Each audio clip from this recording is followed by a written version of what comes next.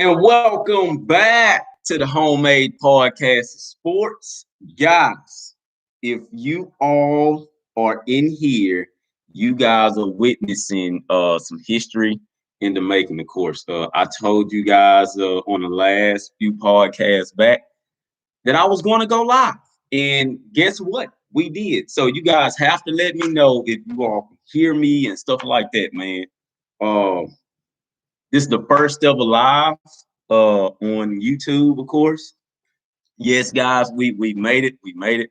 I remember when I tried to go live the first ever time, and YouTube shut me out the door and was like, "Man, you can't get in here till you at least got 500,000 subscribers." So I thank all of you guys for getting that subscriber list up uh, into the fact that we're now at about 800. Uh, like I say, man, this is a huge accomplishment. And we will keep going from here. We will spread the news about Texas A&M football. As a course, I only do, excuse me, as a course, I only do the football side of things. All right. But without further ado, guys, let's get on into it. If I keep on saying thank you, I'm gonna be to thank the whole world, and you guys are gonna click off for the live, all right? But anywho, guys, let's keep on going. So the July 4th weekend is still going on. A lot of us are still off.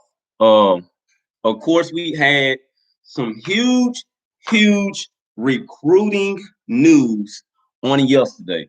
And also today as well. But on yesterday, the five-star offensive tackle, the number 14 player in the nation by the name of Mr.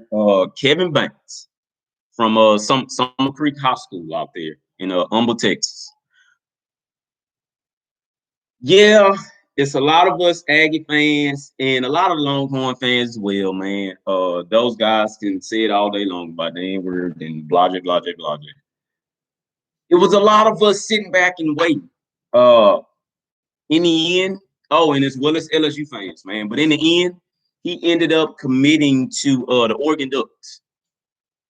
So hey, man, once again, congratulations to that young fella. By all means, go and do your thing and put it down, man. Put it down for the state of Texas. But also was some more breaking news over there for the Ohio State Buckeyes. Now, yes, guys, this is an A&M podcast. All right, I'm not going to be talking about all these teams the whole time. All right, so, but for the Ohio State Buckeyes, man, they picked up I think number one, number two, or number three player. It's either 1 through 3. The guy that's named JT and the last name starts with a T. I'm not going to get this young man's name wrong, but he was the number 2 defensive lineman coming out for that 2021 cycle, and he was the only one left. Like I say, he was like the number 1 through 3 player in the nation. I'm not specifically sure what number he was. A lot of people have him at number 1. A lot of people have him at number 2.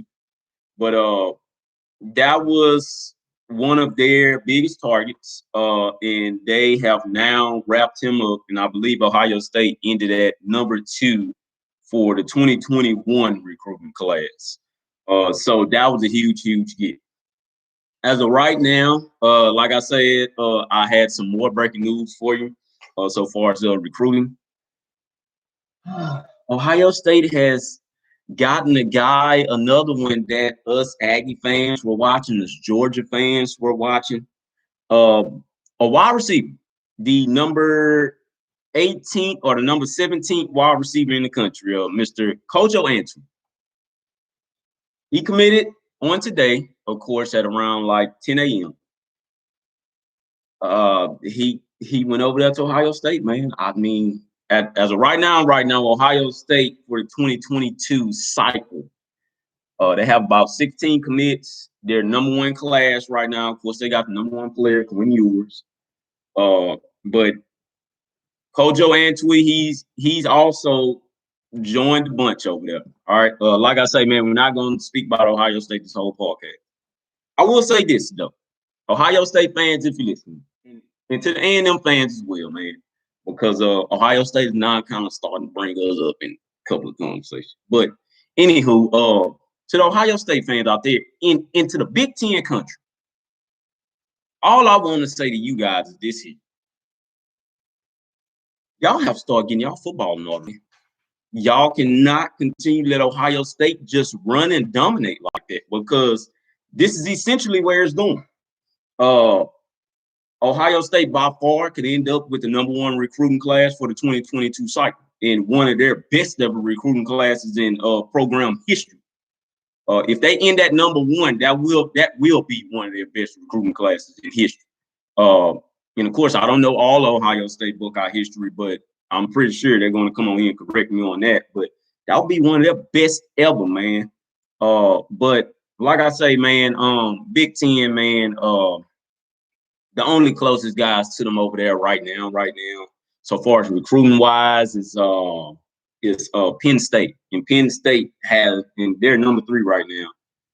They don't by far have as much talent as Ohio State is going to have. So, like I say, man, this is just to the Big Ten country in general. You guys gotta start being serious about football up there, because Ohio State is going to leave you guys, and they're going to leave you guys for at least another decade. All right. Now, a lot of people give Alabama crap. A lot of people like to say that the SEC is riding Alabama's coattail, period. Mainly Texas A&M for whatever reason. So a lot of them like to say we're riding the coattail, but at the same time, Alabama can honestly say, well, have you seen the type of talent that we play year in and year out? Have you guys seen the type of talent in the SEC West in general? I mean, man, we're here. So when it gets up to Ohio State is the only dominant team up there. The same thing be said for the Big 12, but at the same time, Big 12 has Oklahoma that's been a predominant powerhouse, but they can actually look at Texas, and Texas just get your stuff together, of course. They can actually, compete with it. But at the same time, here they competing with Ohio State now. So it's one of those, man.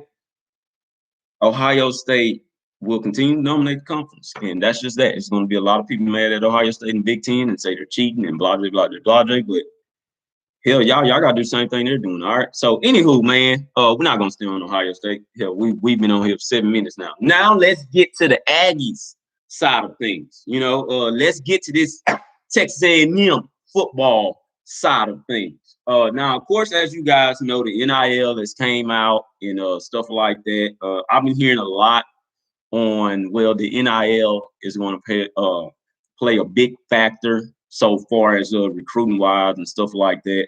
I don't know all the details about the NIL, but what I will say is this here. The kids are going to make their own college, football decisions at the end of the day, whether NIL was here or not. You know what I mean? Does that change anything so far as the landscape of getting a lot of talent, a lot of elite talent at most of these programs? No, it does not. It does not. I will honestly say that. Guys are going to recruit. The big boys are going to continue to recruit just like they've been doing. All right. So, anywho, let me go over here to my next laptop, guys. So as of right now for the 2022 rankings, A&M is at number 11 and number 3 in the SEC overall. So these are the commits, once again, just to break some things down here. These are the commits that are already committed. The #1 player right now in the class, and this is who is headlined by, is quarterback Kamar Wilson. The #2 player is Malik Silla. Following that is PJ Williams, offensive tackle, Donovan Green, tight end, Bobby Taylor, who we all have grown to love, of course. Jared Kerr, Hunter Erb, Ish Harris, Montrell Harris, and Noah Thomas. So I'm just going to give you guys a rundown on the potential commits that we could get that will change Texas A&M whole recruiting class and put us in the top 2 when it's all said and done. and which will make a historic recruiting class in Texas A&M history. Come on here. All right, so these are the targets as of right now. And Texas A&M has a legitimate shot at landing most of these guys that I'm about to name. All right, so the first one on here is Gabriel Brownlow Denby. I think that's how you pronounce his name. He's a defensive lineman. He's the number 6 player in the country. At his position, he's number 2. In the state, he's number 1. Like I say, he added us to his top 6 not too long ago, a top 5. And we're in a pretty good spot at landing him. But of course, he's a 5-star, huge 5-star. As of right now, he's eyeing Oklahoma.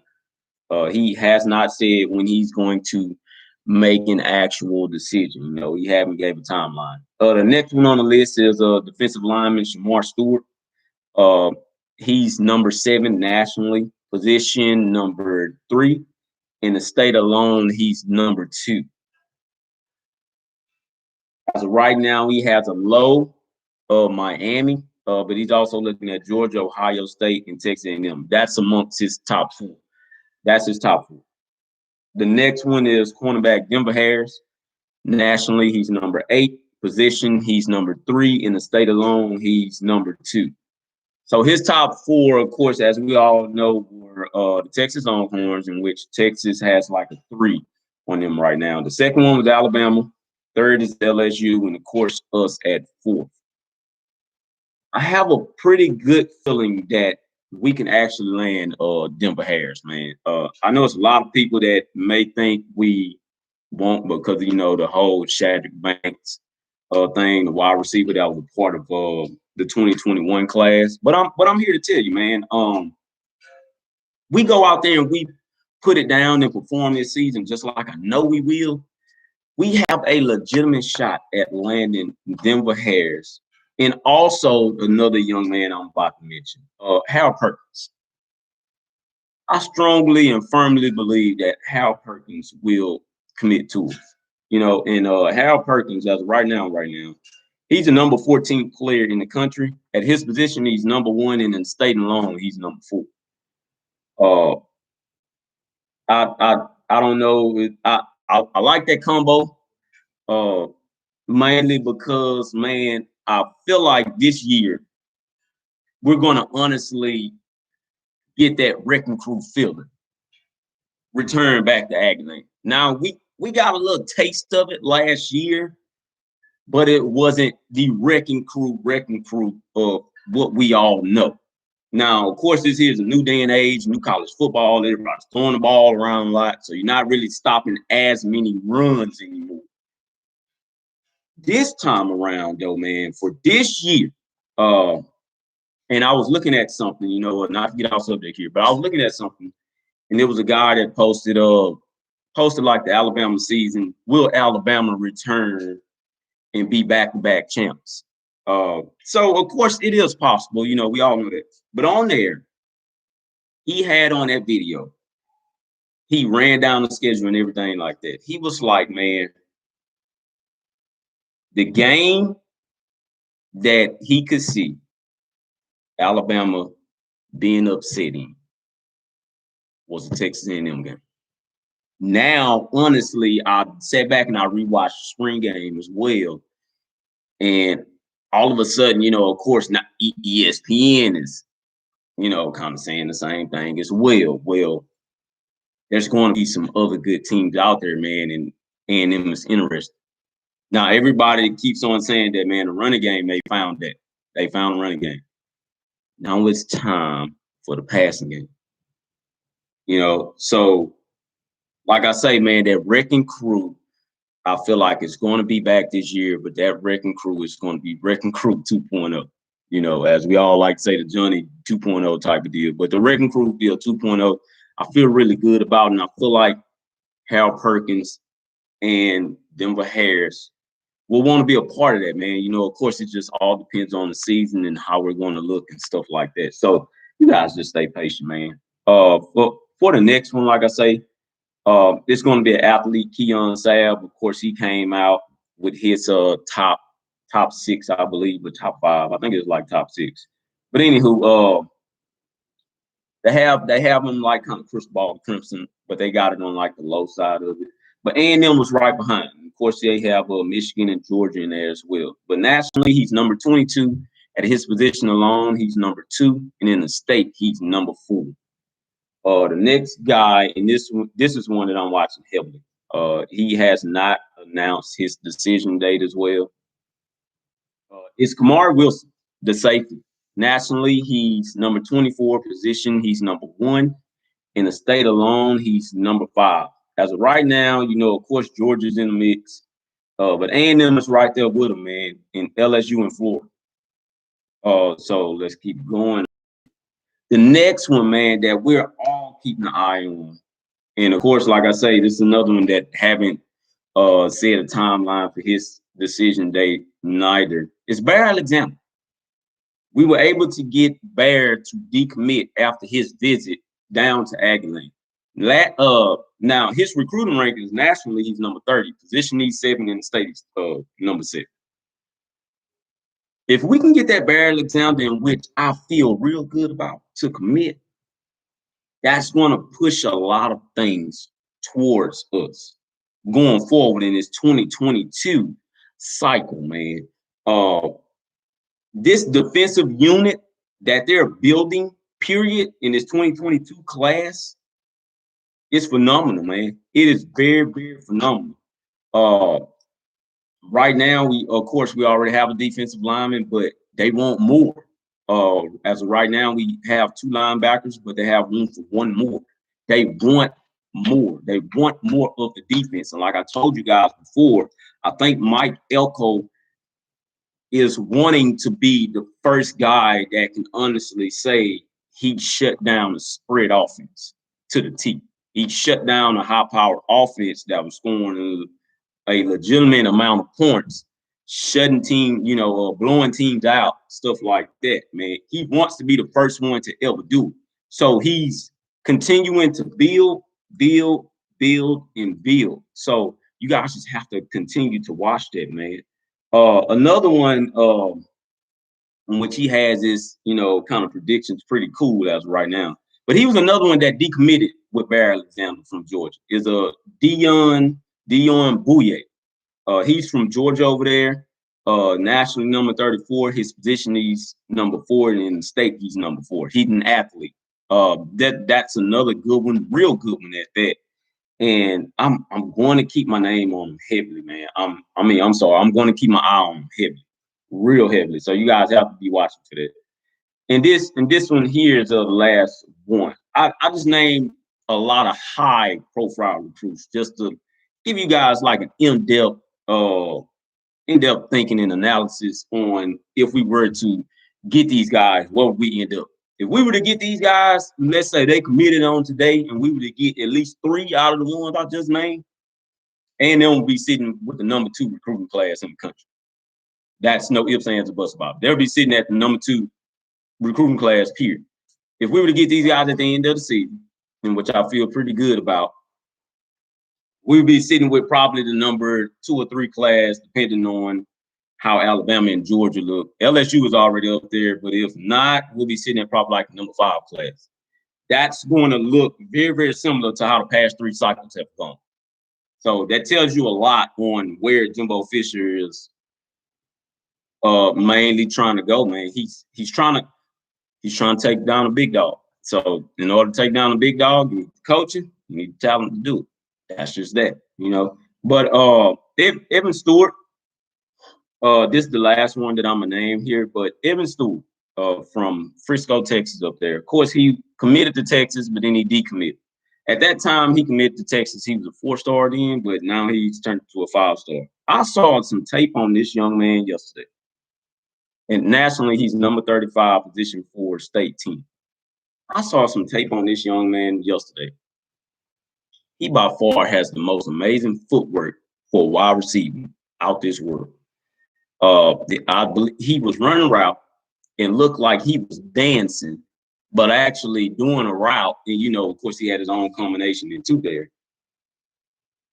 done it, looked like it was a crossover move, looked like he had an invisible basketball in his hand. Crossed the young man, went and scored a touchdown. So that says a lot about the craft that that young man puts in so far as his position alone and how he wants to look going forward, man. Like I say, if we was to get him, in which I feel comfortable about as well, that would be a huge, huge commitment for that Texas A&M football program. Jimbo Fisher is building something in which I keep on saying is special. It is a very, very special time down there in Aggie land that a lot of us are getting to witness, in which is, in my opinion, history. All right.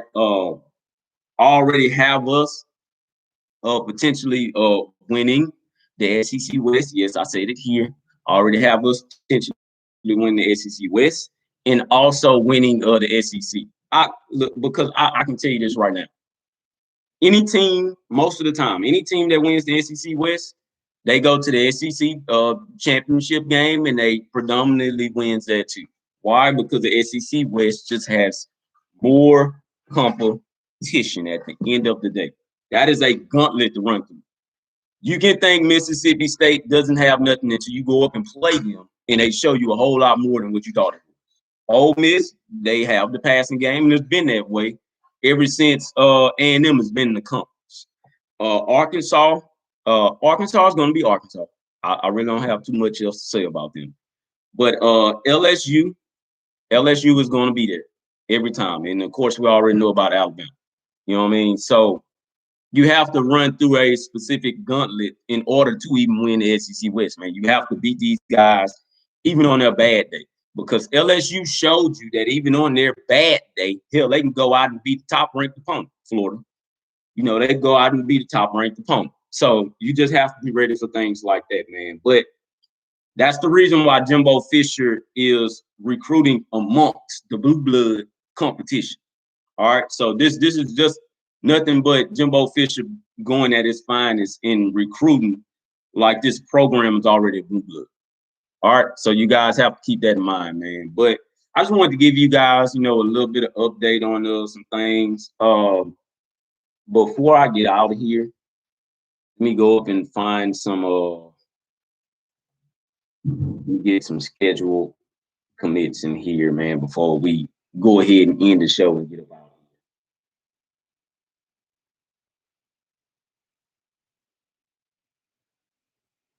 it. This is one guy who added us, of course, to his top six, Nicholas Singleton. He's a running back, and as of right now, we don't have any running backs that has committed to the 2022 cycle. Of course, that is subject to change. But as of right now, he's going to make his commitment date at 5:00 p.m. Once again, his name is Nicholas Singleton, a running back from out of Pennsylvania over there. Nationally, he's number 98 position. He's number 6, and in the state alone, he's number 2. So that's just one of the guys. Just to give you guys a heads up on. Another guy is Jeremiah Alexander. That's another one that's going to be real big that guys are going to be keeping their eyes out on. He's from I don't know what Alabama. I never even heard of it. But nationally, he's number 16, position number 1, and state number 1. As of right now, they got him going to Alabama, of course. So Alabama fans out there, if you're listening, looking at this podcast, that's going to be another defensive lineman that may just come to you guys.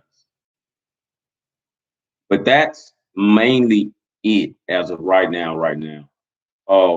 Once again, man, the offensive tackle, the guy from Summer Creek. Hold on, let me. I forgot his name already. I don't forget the young man's name. Kevin Banks. I'm sorry. Yeah, Kevin Banks.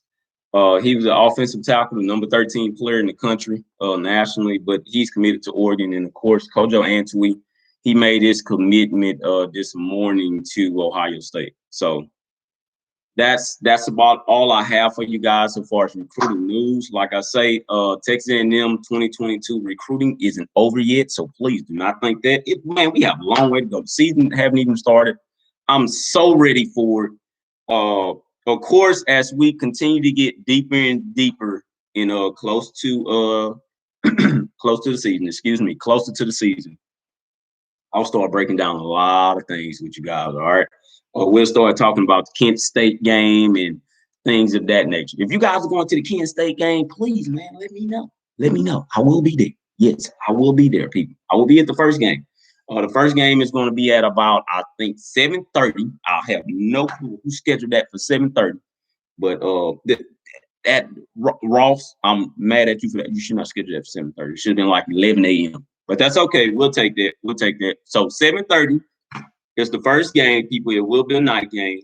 But I will be there in full effect. All right. So if any of you guys are going, please let me know. All right. I would love to meet all of you guys. Hell, if I can meet the whole stadium, and that would be terrific. All right. But I love all of you guys. And once again, I thank all of you for helping me make history. We are now going live, people. Of course, the live is going to get way better than this first one. All right. So this is the first ever live. I thank all of you guys for making history and being a part of it. Just know that this Texas A&M brand is pushing all over 50 states. All right. This Texas A&M football brand is pushing all over 50 states, and we're going to make sure of that. I'm going to make sure of that. All right. And once again, man, this is the Homemade Podcast Sports. We're going to push this all over 50 states. Because when it's all said and done, people will know who Texas A&M football is. All right. Just know that we're coming. We're not stopping.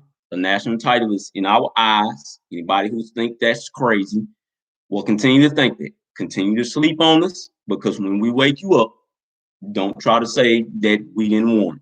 All right. So once again, guys, I thank all of you, man. #GigaMags.